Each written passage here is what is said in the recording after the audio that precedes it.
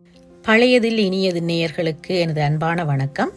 இன்று நான் விமர்சிக்க இருக்கும் திரைப்படம் நூல்வேலி. 7ஆம் தேதி செப்டம்பர் மாதம் 1979ஆம் ஆண்டு கே. பாலச்சந்தர் அவர்களின் இயக்கத்தில் சுயாதா, சரிதா, சரத்பாபு இன்னும் பலர் நடித்து வெளிவந்த திரைப்படம் நூல்வேலி. புதுமையான பெயர்.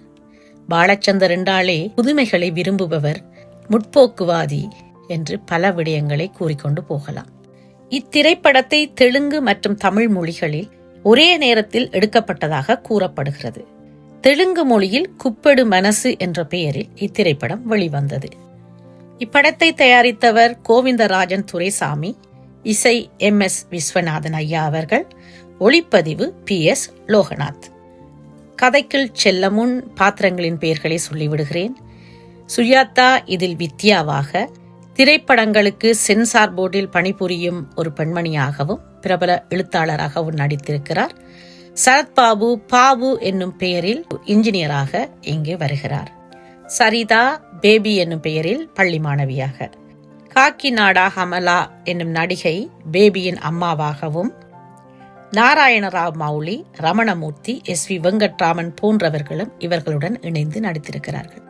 இயக்குனர் பாலச்சந்தரன் படம் என்றாலே அது பெண்களுக்கு முன்னுரிமை கொடுக்கும் படமாகத்தான் பார்க்கப்படுகிறது. அந்த வகையில் இத்திரைப்படமும் அப்படியே. ஆனால் இக்கதையில் ஒரு கதாநாயகி அல்ல, 2 கதாநாயகிகள். ஆம், சுயாதா, சரிதா என்ற 2 பெண்பாள் நடிகைகளும் போட்டி போட்டுக்கொண்டு நடிக்கிறார்கள்.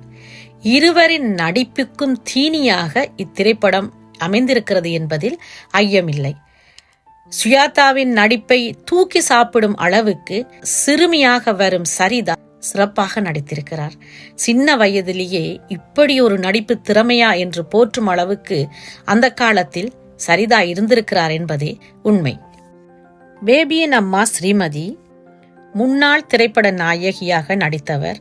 பின் ஒரு அரசியல்வாதியினால் ஒரு குழந்தைக்கு தாயாகி தனியாக வாழ்ந்து வருகிறாள். தன்னுடைய ரசிகர்கள் தனக்கு அனுப்பிய கடிதங்களை இன்று வரை பொக்கிஷமாக பார்த்து வருகிறாள் ஸ்ரீமதி. இவர்கள் வீட்டுக்கு அருகில் புதிதாக குடிபெயர்கிறார்கள் பாபுவும் வித்யாவும். இவர்களுக்கு ஒரு குழந்தை. இவர்களுடன் வேலைக்காரனும் வருகிறான். கதை தொடங்கும் போதே பேபியின் குறும்பும் ஆரம்பித்து விடுகிறது. இடைவேளை வரைக்கும் பேபியின் குறும்பு மட்டுமே கதையாக நகர்ந்து செல்கிறது. இருந்தாலும் மிகவும் ரசிக்கக்கூடிய குறும்புத்தனமாக இருக்கிறாள் பேபி.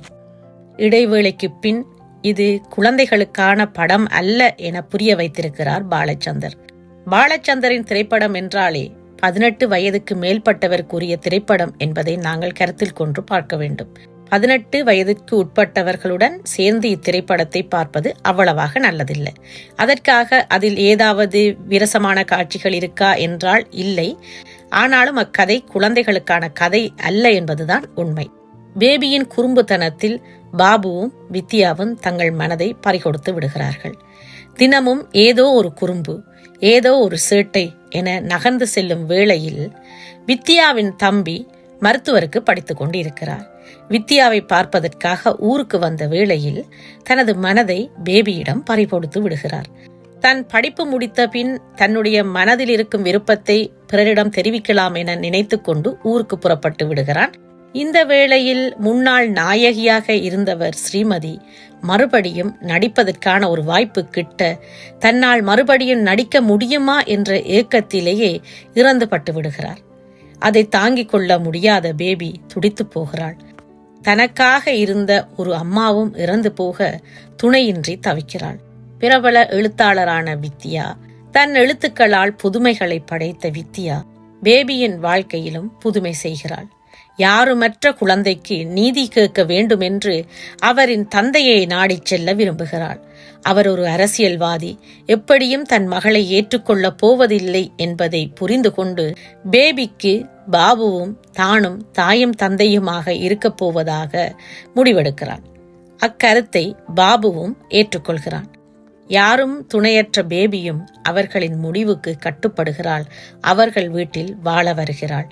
கல்லூரி சேர வேண்டிய காலம் வருகிறது. பேபிக்கு தூரத்தில் இருக்கும் ஒரு கல்லூரியில் இடம் கிடைக்க தினமும் வீட்டுக்கு வந்து போவது சரியாக இருக்காது என்பதனால் ஹாஸ்டலில் தங்கி படிக்க ஏற்பாடு செய்கிறார் பாபு. கலகலப்பாக இருந்த வீடு பேபி இல்லாத போது அமைதியாகிவிட்டது. பேபியும் வித்யா, பாபு மற்றும் அவர்களின் மகள் மீது மிகவும் அன்பு கொண்டவளாக இருக்கிறாள். கல்லூரி விடுமுறைக்கு இவர்கள் வீட்டை நோக்கி ஓடி வந்து விடுவாள் பேபி. காலம் மெல்ல நகர்கிறது. பேபியும் மெல்ல மெல்ல பெரிய பெண்ணாகிக் கொண்டிருக்கிறாள். ஒருமுறை பாபுவுக்கு சிறிய கார் விபத்து ஏற்பட்டுவிட அதை வேலைக்காரன் பேபியிடம் தெரிவிக்கிறான். அதை அறிந்த பேபி துடிதுடித்து ஓடோடி வருகிறான் பாபுவை பார்க்க. என்ன ஆகிவிட்டது அங்கிள் உங்களுக்கு என்ற ஒரு குழந்தை தன்மையோடு அவரை பார்க்க வருகிறாள். குழந்தையாக இருந்த பேபியை புடவையில் கண்டவுடன் பாபுவின் மனம் கொஞ்சம் சலனப்படுகிறது. அது மட்டுமல்லாது யாரும் இல்லாத வீட்டில் தனிமையில் இருவரும் இருக்க நேரவே ஏனோ பாபுவின் மனதில் தான் ஒரு தந்தை என்ற ஸ்தானத்தை இழந்து பேபியிடம் தவறாக நடந்து கொள்கிறார். அதை பேபியும் ஏற்றுக்கொள்கிறார். அதே வேளை வித்யாவும் வித்யாவின் மகளும் வீட்டுக்குள் வருகிறார்கள். பாபுவும் பேபியும் தவறாக இருக்கும் காட்சியை வித்யாவும் மகளும் பார்த்து விடுகிறார்கள். இங்கு நால்வரின் மனநிலையும் எப்படி இருக்கும் என்ற காட்சியை மிக அழகாக எடுத்து காட்டுகிறார் பாலச்சந்தர். வீட்டில் எதுவும் நடைபெறாதது போன்று வித்யா தன்னுடைய மனநிலையை சீராக கொண்டு செல்கிறார். ஆனாலும் பாபுவும் பேபியும் தலைகுனிந்து தங்கள் தவறை நினைத்து வருந்துகிறார்கள். சரி, நடந்தது நடந்து விட்டது, இனி நடக்கப் போவதை பார்க்கலாம் என்று வித்யா கூறினாலும் அவளும் சராசரி பெண் என்பதை அடிக்கடி நிரூபித்து விடுகிறாள். என்னதான் பிரபலிய எழுத்தாளராக இருந்தாலும் புதுமை பெண்ணாக இருந்தாலும் தனது வாழ்வை யாராவது பங்கு போட வந்தால் விட்டு கொடுக்க முடியுமா அவளால்? இங்கு அவள் சலனப்பட்டு விடுகிறாள். தன் கணவனை பேபி பங்கு போட்டு விடுவாளோ என்ற பயத்தில் ஏங்குகிறாள். பேபியிடமே மடிப்பிச்சை கேட்கிறாள்.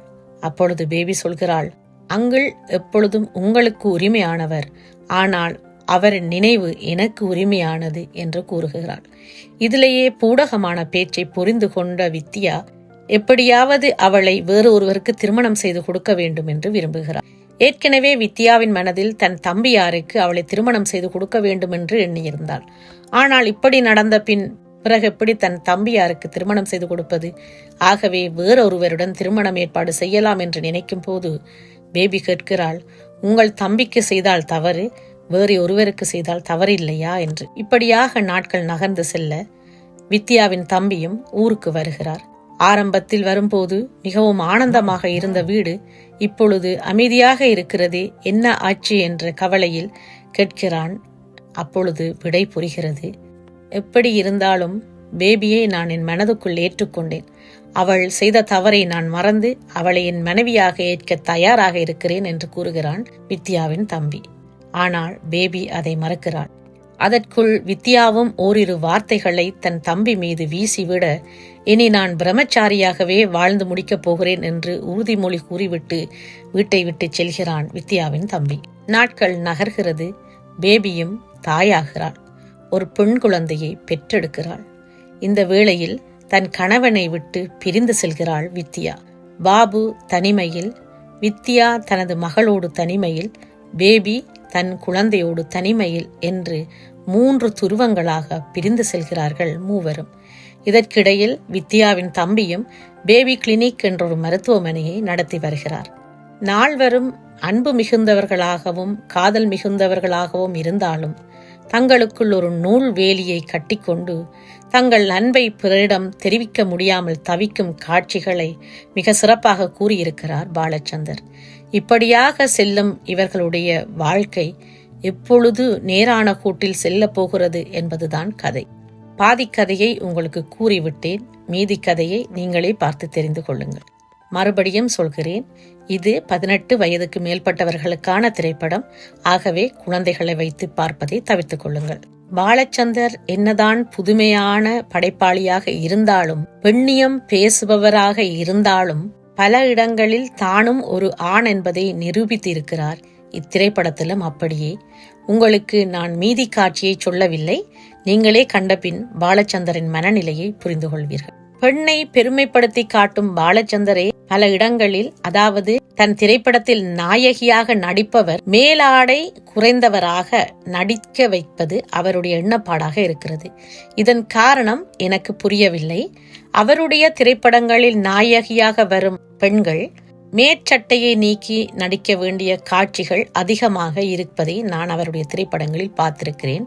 இது ஆணாதிக்கமா அல்லது அப்படியாக காட்சிப்படுத்தினால் அவருடைய திரைப்படம் சிறப்பாக ஓடுமா என்ற எண்ணப்பாட்டில் அவர் செய்கிறாரா, அல்லது அவர் எடுக்கும் காட்சிகளுக்கு அது தேவைப்படுகிறதா என்பது எனக்கு புரியவில்லை. எப்படியாக இருந்தாலும் அவர் எடுப்பது தமிழ் திரைப்படம். 70-80 காலப்பகுதிகளில் அவர் அப்படியான காட்சிகளை அமைத்திருப்பது கொஞ்சம் மனதுக்கு வருத்தமாக இருக்கின்றது. MS விஸ்வநாதன் அவர்களின் இசை சிறப்பு சிறப்பு சிறப்பு. இதில் 4 பாடல்கள். முதலாவது பாடல் நானா பாடுவது நானா என்னும் பாடல். நானா பாடுவது நானா. இதை SPB, வாணி ஜெயராம் மற்றும் LR அஞ்சலி போன்றோர்கள் பாடியிருக்கிறார்கள். அடுத்ததாக தேரோட்டம் ஆனந்த செம்பவ பூவாட்டம் என்னும் பாடலை பாடியிருக்கிறார் SPB. மூன்றாவது பாடலாக வீணை சிரிப்பில் ஆசை அணைப்பில் என்னும் பாடல். இதை SPB மற்றும் வாணி ஜெயராம் இணைந்து பாடியிருக்கிறார்கள். நான்காவது பாடல் மிகவும் பிரசித்தி பெற்ற பாடல், மௌனத்தில் விளையாடும் மனச்சாட்சியே என்னும் பாடலை பாடியிருக்கிறார் மங்களம் பள்ளி பாலமுரளி கிருஷ்ணா. இந்த 4 பாடல்களையும் கண்ணதாசன் அவர்களே எழுதியிருக்கிறார்கள் என்பது இன்னும் ஒரு சிறப்பான விடயம். என்ன நேயர்களே, படம் பார்க்க தயாராகி விட்டீர்களா? பார்த்துவிட்டு உங்கள் கருத்துக்களை என்னுடன் பகிர்ந்து கொள்ளுங்கள். அதுவரை உங்களிடமிருந்து விடைபெறுகிறேன். உங்கள் பிரியாளவன். நன்றி, வணக்கம்.